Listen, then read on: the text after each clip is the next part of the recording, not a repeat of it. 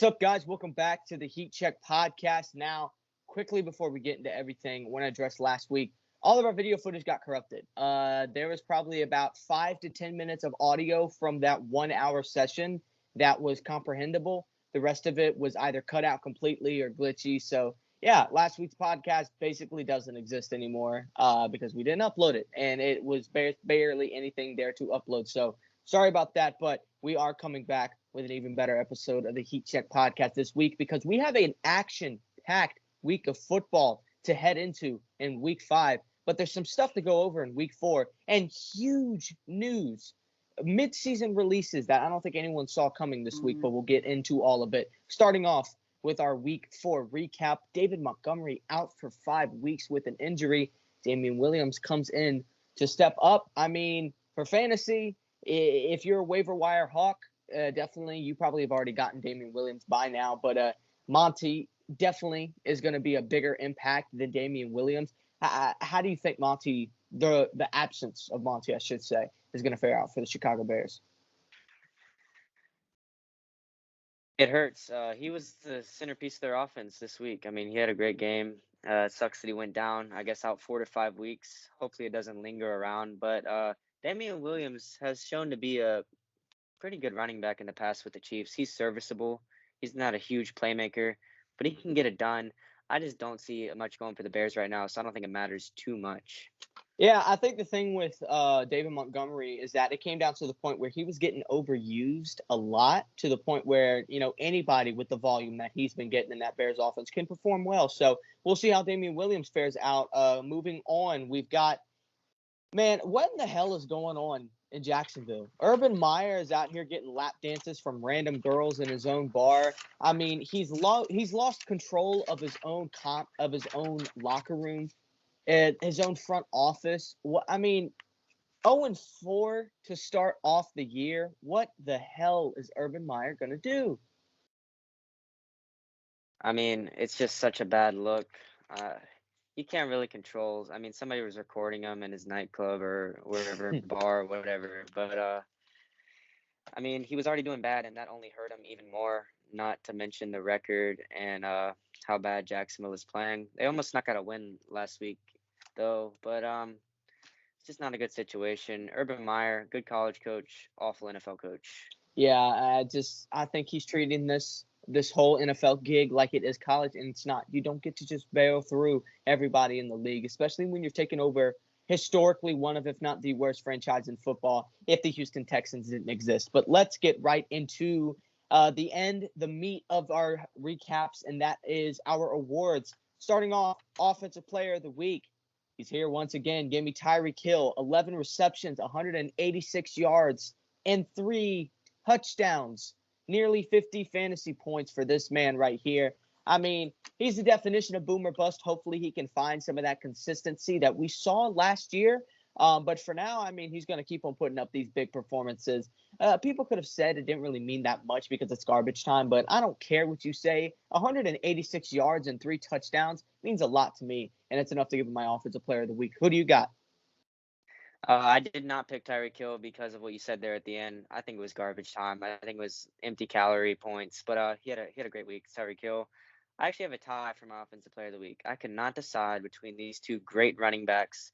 First one is Saquon Barkley, 13 rushing attempts, 52 rushing yards, a rushing touchdown to win the game for his team in overtime. He had a big game. And also a huge reception, burning Marshawn Lattimore on the outside. I don't know how that happened, but it happened. And he willed his team to the victory. And that's what I look for in the Offensive Player of the Week. Guys that won the game for their team. Daniel Jones had a hell of a game too.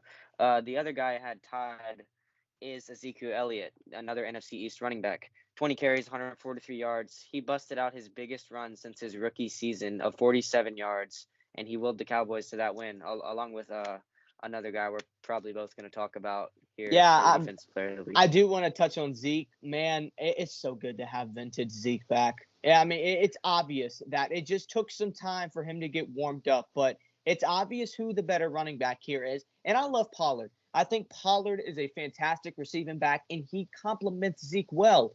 But, I mean, Zeke is better when it comes to the goal line. He's more powerful. Not to say that Pollard doesn't have the explosiveness, but Zeke just played like the better back. And against the number one rush defense in the league, I don't know if you can call it that anymore, he put up one of the better games of his entire career, I would like to say. 143 yards. It's a big day for him. Also, big day for Trayvon Diggs, Defensive Player of the Week. I mean, come on, you knew this was going to happen. 4 tackles, 2 interceptions, 5 interceptions in the first 4 games of the season. That's historic, not just for the Cowboys, but for the league. Like, this is something that very few corners have done in their entire career. And while people are comparing him to guys like Jalen Ramsey, I don't think he will get up there because, I mean, Jalen Ramsey is obviously generational. Cowboys got themselves a star here, and I think he's proven that. And it finally feels good to say that we got a guy we can rely on in the secondary. Go ahead, say what you want about Trayvon Diggs. Oh, he's a playmaker, man. He's fun to watch. Clutch interceptions on Sunday, and I think the Cowboys are actually glad that they did not get Patrick Surtain and he got stolen, and they ended up with Micah Parsons because they have a stud corner that they can rely on to take away the number one guy every single game, and he has played against some very good receivers and just shut them down and made big plays. Yeah, and I do kind of want to touch on that. Micah Parsons is also going into this week as PFF's highest graded rookie so far this season. 2.5 sacks. He's just making an impact everywhere. And perhaps if Micah Parsons wasn't on that Cowboys team, Jalen Smith would still be a Cowboy. But we'll get into that later. Finishing off our recap from last week, we got to talk about the game of the week. In my opinion, I think the Bucs were outshined by Washington versus Atlanta. Atlanta did it again. How do you guys keep on blowing leads like this? Washington, their offense woke up. I mean, they had a phenomenal play between Heineke and McLaurin. I mean, you just can't get any better than that, a pass like that. And then that huge touchdown reception from J.D. McKissick. That was just incredible. Washington kept on making plays on offense, but they couldn't do anything on defense. Once again, what is wrong with this Washington defense? I don't know. It's not going to be enough to take the division away from a team like Dallas, but in this scenario, I do think Washington played a great game. And I think Atlanta also, they had some offensive firepower going in this game. So I think it did make for an entertaining game. Overall, kind of a dud week, but I will say this was the most entertaining for me. I predicted this game to be the game of the week last week, and I think it was Bucks versus Pats. All of America watching, maybe all of the world watching, and it was a show. It might have not been the biggest shootout, but it was some good, fundamental, good coaching. And I mean, Bill coached a hell of a game. He had some bad coaching there at the end, though, I will say. I think he should have just rode with Mac Jones, the hot hand. Talking about Mac Jones, what an all-time great performance going up against Brady. He did not feel any pressure. I mean, he came out there the first couple of drives, kind of looked a little shaky, but he locked in the zone and he just started throwing dimes to these receivers who, I mean, they're not the best. And Mac Jones, he looked very good. I think that was an all-time great performance. He outplayed Brady in Brady's biggest game of his career, which I think is very significant. I think Mac should have got the win. Unfortunately, Bill didn't believe in him on that 4th and 3. I'm blaming this loss on Bill for my Patriots, but I think it was a very fun game to watch. I'm giving it the game of the week. Yeah, certainly not a bad choice there. But guys, that's everything from last week. Let's get into some of the news from this past week. Let's start off with the smaller one. Jalen Smith released from the Cowboys. Look, this was a guy that had been regressing massively. In 2017, he was a good player. In 2018, he was a fantastic player. I mean, he was on the rise to become one of the better linebackers in the league, and that was around the time that we re-signed him to that major contract extension. In 2019, looked like he was regressing. In 2020, he played horrible. I mean, there's just no way to just flat out say he was horrible. And in 2021, he showed the effects of that because his playing time just kept on going down and down and down. You got guys like Keanu Neal coming back, LVE, Micah Parsons continuing to show. There's a guy named Jabril Cox who in the preseason was proven to be one of the better coverage linebackers that this team has seen in a while. And while Jalen Smith wasn't that bad in coverage, it didn't make up for his horrible run defense. So I want to hear who do you think is really to blame here? Do you think Jalen Smith is really like the guy, not that guy? Because he is over on the Packers now. Do you think he'll fare out, or do you think Cowboys shouldn't have even made this move? Jalen Smith, definitely a talented player, great story. Jerry Jones took a shot on this kid who I mean, his knee was blown out. Nobody believed in him. He probably would have been a first-round draft pick if that wouldn't have happened. But Jerry took a shot on him in the second round, and he proved himself for a couple years. But The Cowboys now, they're just like, we're good. I mean, we got what we need. We have a lot of depth at the linebacker position, a lot of depth on defense. This defense has been very impressive. And Jalen Smith name was in the team, I think, by Jerry Jones, and now he's cut, which is kind of confusing. But I mean, the Cowboys, I think they're just fine. They don't need him really. I mean, they've been playing well without him. He hasn't had the biggest snap share out of the linebackers by any means. I think he's a good addition to the Packers, though. Excited to see what he's gonna do. Yeah, I think the Packers are going to have a better scheme fit here than Smith. But I mean, we needed a guy that could come in for certain plays and be out there who could do both, stop the run and stop the pass. And he was only able to do half of those things and wasn't really all that fantastic at stopping the pass too. At the same time, he gave up a lot of big plays. And now with And he Keanu Neal, was awful at stopping the run. He he was the was reason horrible. last year that the Cowboys were the worst run defense in the NFL. Yeah, so I would expect to see Keanu Neal be the guy to come in and stop the run because it's complete opposite for him. He's not the best in coverage, but when it comes to getting into the box and getting up there with the line, Keanu Neal's very talented at doing that, and that's why I liked the acquisition in general because it was kind of a sign of the times for Jalen Smith, and he just didn't prove himself. But a guy who has done more than enough to prove himself, former Defensive Player of the Year, Stephon Gilmore. He was about to be released, then he got traded for only a sixth rounder. I'm sorry, you're probably not going to like what I'm about to say about the Patriots, but dude, y'all just had one of the worst managements of a trade that I could have ever imagined. This is a guy who won Defensive Player of the Year a couple of years ago on an expiring contract. It's not something where you have to lock him down. You have that long contract like with Jalen Smith. We couldn't trade him because he had that long, expensive contract. Gilmore, you could have at least gotten more than a six for him.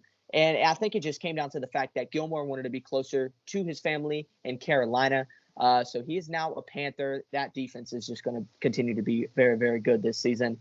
Panthers are going to be something. It might not be this year, but in the next couple of years, Panthers are definitely going to be something big with a guy like Gilmore on their roster. What are your reactions overall from both sides of this trade? It makes the Panthers secondary even more scary. We were just talking about them last week. I mean, and they add Gilmore. I mean, come on. But Patriots, talking about the Patriots management, he didn't want to play for us anymore. We got the cap space off of our hands. I mean, I don't know what you really wanted us to do, Brett, because we couldn't have handled it much better I than think we I was did about to say. because nobody wanted the contract. I think, well, that's the thing. Like, he doesn't have that much time left on his contract. It's only like a year, maybe not. I mean, it's close to an expiring deal with Stephon, and I think y'all could have at least gotten more than a six, maybe multiple picks. But I mean, He's old. He's 33 years old. Defensive Player of the Year 2 years ago. That's why I don't agree with everyone saying that he's old. He won Defensive Player of the Year 2 years ago, so age definitely didn't slow him down then, and I don't see why it's going to affect his play now. But I mean, there is injury risk in there. But I think a six. I mean, when the Cowboys traded Everson Griffin, we got like a six for him, and I think there's a definite difference there between Everson Griffin and the talent of Stephon Gilmore. But I think there could have been more done there. But Goodbye, yeah, Gilmore. Thanks for what you did. I mean, you did a lot for the Patriots. You don't want to play for us anymore. Goodbye. Good. See yeah. ya. I mean, what else I do you want us to do? am very excited to see what he does on the Panthers. And the Panthers were a team that a lot of people had a lot of confidence in, but they kind of started climbing down. And a thing that we kind of want to start introducing here to kind of give a little bit more spice into these episodes because they are running a little bit shorter. We want to give our top 10 teams in the league right now, based on all of their games, their record, how we think they're performing. We're going to give our 1 through 10. Starting off with Joey, give me your top 5 teams in the NFL right now. Number one, this is your team that you liked in the beginning of the year to win the Super Bowl. The Bills, they're just dominating everyone. They had a slow week 1, but they figured it out. I think they're outscoring their last 3 opponents. It's some crazy number to some little number. I can't exactly think what it is, but it's 100 to like 20 or 30 something. They're just blowing everyone out. Josh Allen is finding his groove. They're against the Chiefs this week. That's going to be the game of the week probably. That's going to be a very big test for Josh Allen and Mahomes. I mean, Mahomes is facing the best defense, and Josh Allen is facing the worst pass defense. So we're gonna see who really comes out on top there. I'm excited. But number 2, another one you called it. I mean, I didn't. The Cardinals, the 4-0. I think they're the last undefeated team. Am I right or no? They are. Yeah, the last undefeated team. Impressive win over the Rams this week. I mean, Kyler, he's playing well. I'd like to see him drop down on the turnovers, though. Chase Edmonds has come out and played very well. Number three, 10, I'm can I still say something real quick? 10 yards per carry for Chase Edmonds. That's insane. That's an insane game. I can't get over that. Number 3, go ahead. number three. I've still got the Rams up here in the top three. I think they're playing.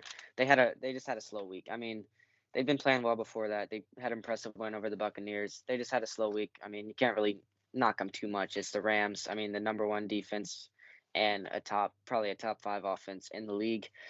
Number four, I'm still going with Tampa Bay. Another slow week from a good team. Tampa Bay probably played their worst game of the year this week against the Patriots. I think it's had a lot to do with Bill Belichick and team defensive plan. But number five, put the Cowboys at number five. How about that? That's very high for the Cowboys, but I think they've earned it. I mean, we haven't said that in a long time. Impressive win over the Panthers, 38-26. A couple garbage time points from the Panthers, which didn't really matter. So it was a convincing win, and it convinced me enough to put them in the top five over a team like the Cleveland Browns, who are in my number six, who won the game this week, but it was an offensive struggle. Skip Bayless likes to say that the Browns play a lot better with without Odell Beckham than they do with him, and I don't see why he's wrong at all. Ever since Odell came back, the Browns suck on offense. It happened last year. Baker broke out as soon as Odell got injured. I don't understand it. I don't know if he likes Odell too much, targets him too much in bad situations, but I don't know. It could have something to do with Odell, Baker. I don't know. They did get a win this week, but it wasn't the most impressive win.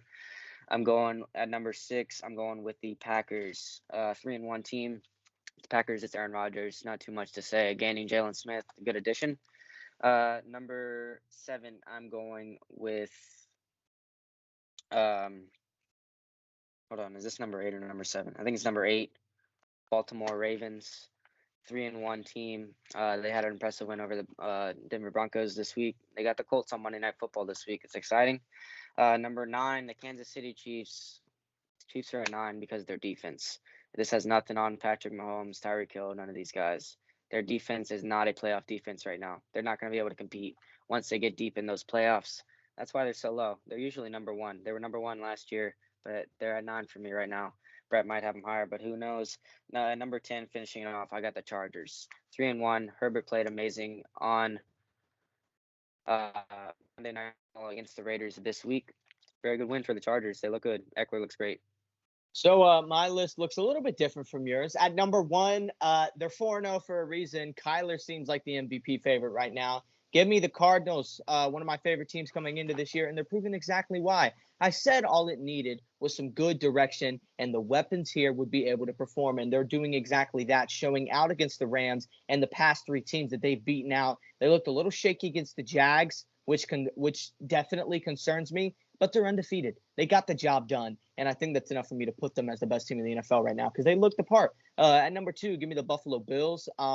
Josh Allen, he started off a little bit cold, but he's definitely heating up now. I mean, I don't think anyone expected them to fall flat against the Texans, and, they definitely destroyed them, absolutely steamrolled them. So, yeah, Bills sitting here comfortably at 2. Number 3, I still like the Bucs more than the Rams just because it's the Bucs.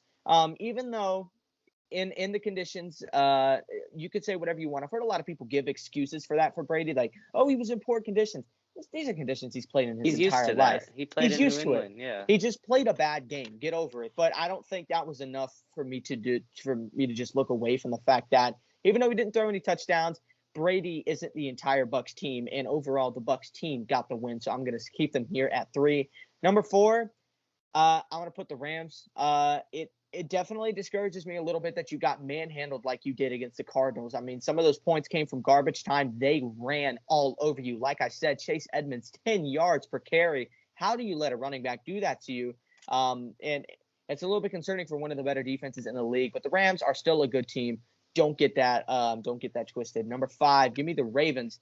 I like a lot of what I'm seeing from the Ravens this year. And I honestly think they're going to be a better team than the Packers just because right now the Packers are missing out on Jair Alexander. And that's definitely going to hurt their play a little bit. And I think without them, they definitely showed how important he is with just the lack of good coverage last week. But Packers still scraped out with a win. I think Jair's definitely, his absence is definitely going to affect this team's performance. While the Ravens have continued to look at like the most dominant run game I think I've ever seen.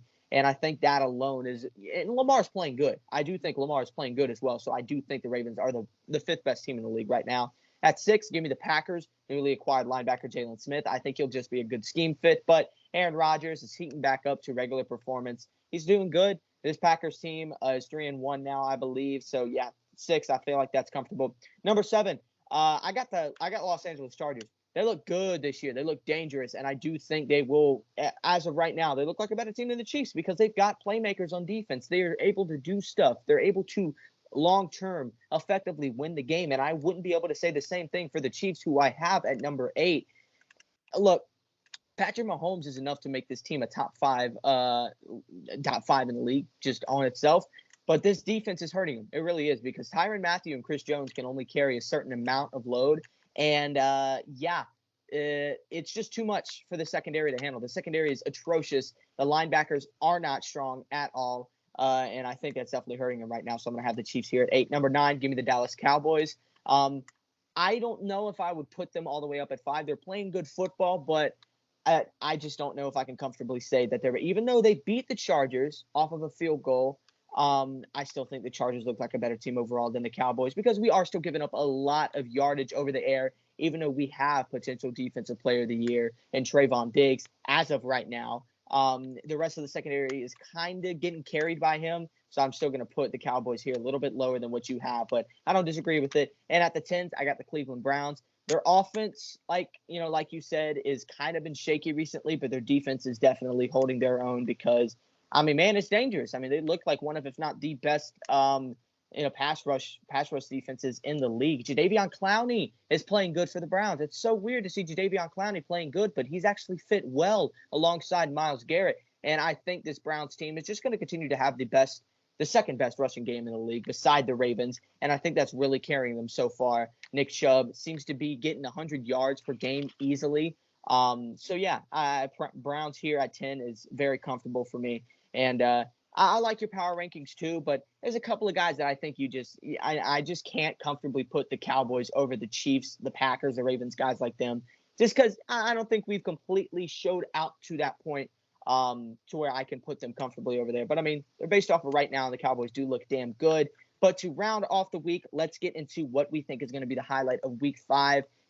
This is actually coming out on Thursday, so we get to talk about some Thursday night football, and I love this week's matchup as game of the week. I think this is going to be a better game than Bills versus Chiefs. Why? Because I think the Bills are going to run away with that Chiefs game.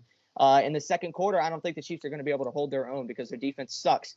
But I do think this Rams-Seahawks game is going to be one for the books this season. I think it is going to be a fantastic matchup here. Finally, Thursday night gets the respect that it's deserved. Since week 1, we've had a bunch of duds, in my opinion. Some of them have been okay, some of them But yeah, I think Rams-Seahawks is definitely going to be game of the week this week. Yeah, like you said, finally we get a fun Thursday night game to watch as the solo game on Thursday. I mean, I can't wait to watch that one.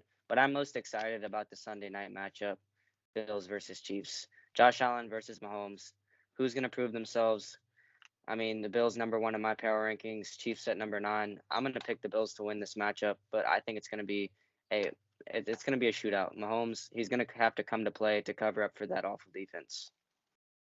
That rounds off our episode for this week, guys. Thank you guys for watching. I'm excited to get these power rankings kind of intrigued into this episode because it adds a little bit more beef to the podcast and some more talking points get to be brought up. Well, we get to look back on the season and see how accurate were we on these power rankings. But I'm very excited to go through with the rest of this season. This is looking like to be an intriguing, a very interesting and a fun NFL season, and I cannot wait to cover even more with it. But yeah, we'll see how some of these mid-season moves pan out in the next couple of weeks. And it's just more stuff for us to talk about. So guys, thank you guys for watching. If you like this video, hit that like button, share, It's much appreciated. And also subscribe. That's about probably the best thing you can do for this channel. Subscribe and hit that notification bell so you know whenever we post. And we'll see you with the fantasy episode. Peace.